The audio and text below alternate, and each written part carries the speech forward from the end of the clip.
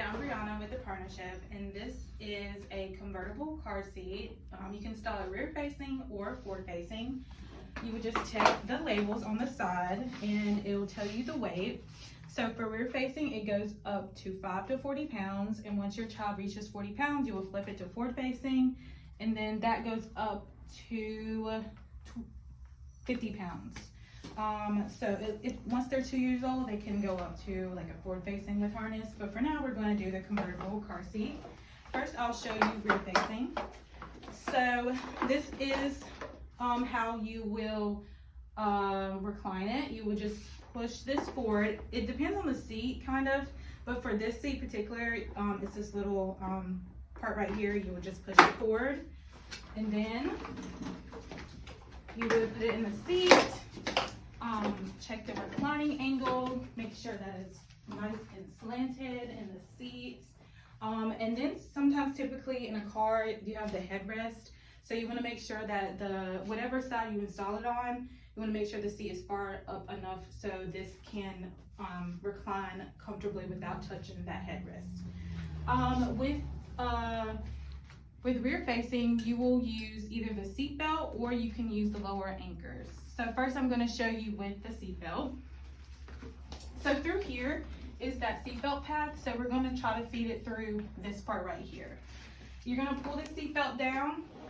Make sure you're not locking it just yet, but just get enough to kind of feed it through.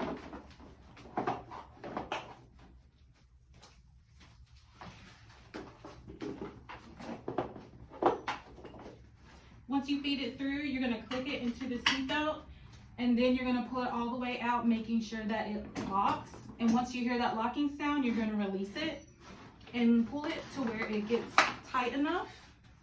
You're going to check it at the base. You're going to move it from side to side and do that inch test. Sometimes people like to check it up here. It's going to move, but with rear facing, you're just going to check it at the base to make sure it's nice and secure. And then the next way you can install it is with lower anchors. So I'll show you that way. Also with also